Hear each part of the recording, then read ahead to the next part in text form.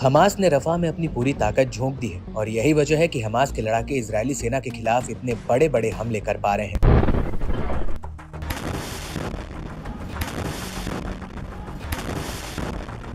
जब इजरायली सेना के जवान मारे ना जा रहे हों और इन हमलों में हमास के साथ वो छोटे बड़े प्रतिरोधी संगठन भी साथ आ गए हैं जो कभी गाजा के भीतर स्वतंत्र रूप से काम किया करते थे। जी हाँ, फिलिस्तीनी इस्लामिक जिहाद की सैन्य शाखा अल कुद्स ब्रिगेड भी अल कासिम ब्रिगेड्स के साथ गाजा में मोर्चा संभाल रही है।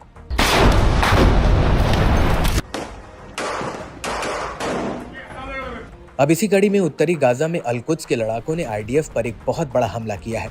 अल कुद्स ने इसका एक वीडियो भी जारी किया है जिसमें इजरायल के कुछ सैनिक दूर अपने सैन्य वाहनों के साथ मुस्तैद नजर आ रहा है। इसी दौरान अल कुद्स ब्रिगेड्स का लड़ाका इनके ऊपर घात लगाता है और फिर अचानक से सैनिकों और उनके वाहनों के ऊपर एक के बाद एक बड़े बड़े रॉकेट फायर कर दिए जाते हैं।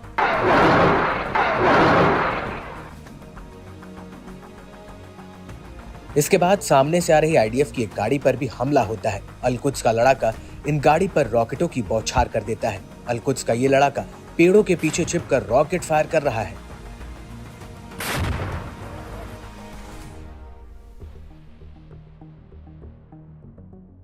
इसके बाद अल कुद्स ब्रिगेड्स इजरायली सेना के एक हेलीकॉप्टर को निशाना बनाती हुई दिख रही है। अल कुद्स का एक लड़ाका इस हेलीकॉप्टर पर एक रॉकेट लॉन्चर फायर कर देता है। वीडियो में ऐसा दिख रहा है कि ये रॉकेट आईडीएफ के हेलीकॉप्टर के पीछे के हिस्से के पास लगता है और इसके बाद हमास का एक लड़ाका मशीन गन से हेलीकॉप्टर पर फायरिंग शुरू कर देता है।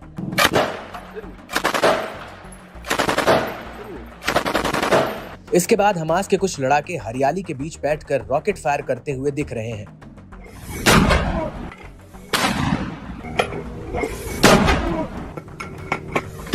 इस हमले के बाद नेटज़ेरिम एक्सिस में भी हमास के लड़ाके इजरायली सैनिकों के एक जमावड़े पर ताबड़तोड़ हमला कर देते हैं।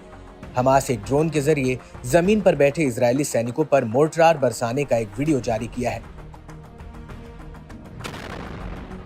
इन हमलों के बीच इजरायल को एक बहुत बड़ा झटका भी लगा है। दरअसल गाजा की लड़ाई में इजरायली सेना के जवान अडर गैब्रियल और योनाटन एलियस मारे गए हैं। आपको बता दें कि गैब्रियल की उम्र 24 साल थी जबकि एलियस की उम्र 20 साल थी। वहीं उत्तरी गाजा में आईडीएफ का जवान सार्जेंट येदिद्या अजूगी की भी मौत हो गई है। अभी तक गाजा पर जमीनी हमले में इजरायली सेना के 294 जवान मारे जा चुके हैं। अजूगी की उम्र 21 साल थी और वो 101वीं बटालियन की पैरा ट्रूपर ब्रिगेड का हिस्सा थे। हालांकि आईडीएफ का कहना है कि इस लड़ाई में हमास को भी बहुत बड़ा झटका लगा है। दरअसल इजरायली सेना का कहना है कि रफा पर हमले की शुरुआत से लेकर अभी तक 300 से ज्यादा हमास के लड़ाके मारे जा चुके हैं। आईडीएफ का ये भी कहना है कि उसने 30 मई 2024 के दिन गाजा के अलग अलग हिस्सों में 50 से ज्यादा हवाई हमले भी किए हैं।